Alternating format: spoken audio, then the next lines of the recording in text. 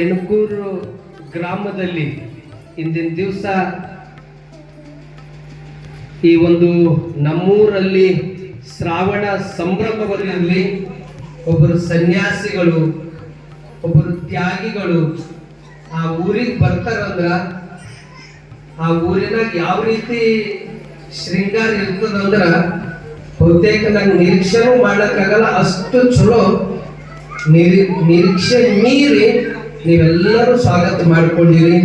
ನಿಜಕ್ಕೂ ಒಳಗೆ ಬರಬೇಕಾದ್ರೆ ಮೊಟ್ಟ ಮೊದಲು ಅಲ್ಲಿ ಬಸವಗುರುವಿನ ದರ್ಶನ ಮಾಡಿ ರಣರಂಗ ಆಯ್ತು. ಮಾತು ಮನುಷ್ಯನ ಮನಸ್ಸಿಗೂ ಸ್ಫೂರ್ತಿ ತುಂಬುತ್ತದೆ.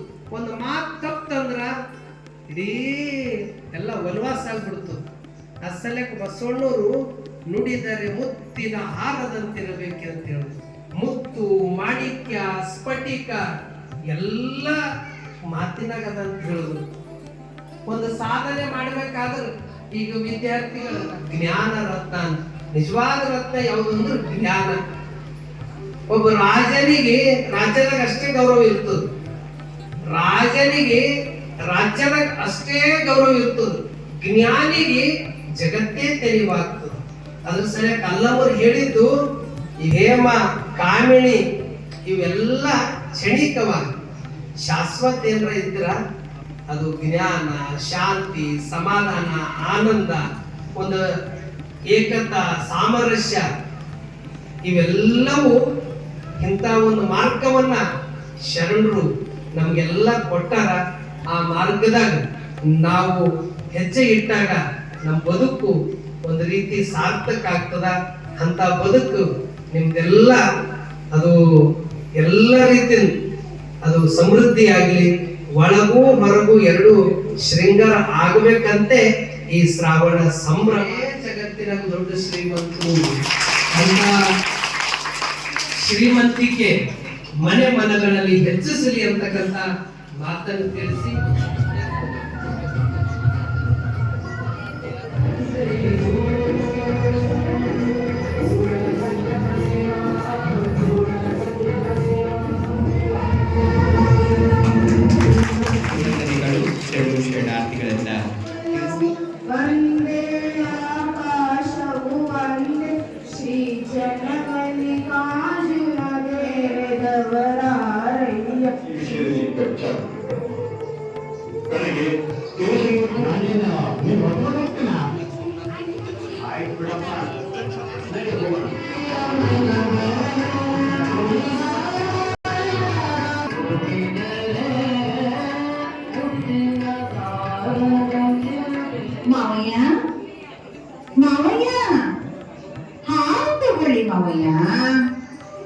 ಯಾಕಮ್ಮ ಇನ್ನು ನಿದ್ರೆ ತೊಡಗಿಲ್ವಾ ನಿಮ್ಗೆ? ಅಯ್ಯೋ, ನಿದ್ರೆ ಎಲ್ಲಿ ಬರುತ್ತೆ ಮಾವಯ್ಯ? ಅತ್ತೆ ಹೋದ್ಮೇಲೆ ನೀವು ತುಂಬಾ ಸೊರಗಿರಿ, ಹಾಲು ಕುಡೀರಿ. ಅದೇನು ಇದೇನೋ ಸ್ಟಾಪ್ ಮಾಡ್ತಾರೆ? ಬೆಳಿಗ್ಗೆ ಹೇಳಿದ್ನಲ್ಲಪ್ಪ, ಬಿಡಿ ಮಾವಯ್ಯ. ಮಾವಯ್ಯ ಏನಮ್ಮ?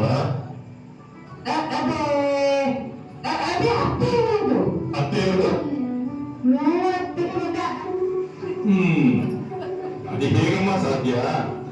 ಅಲ್ಲ, ಇಬ್ಬರಿಗೂ ಸಣ್ಣಾಗಿ ಹಂಚಬೇಕು ಅಲ್ವಾ? ಕೊಡಿ ಯಾಕೆ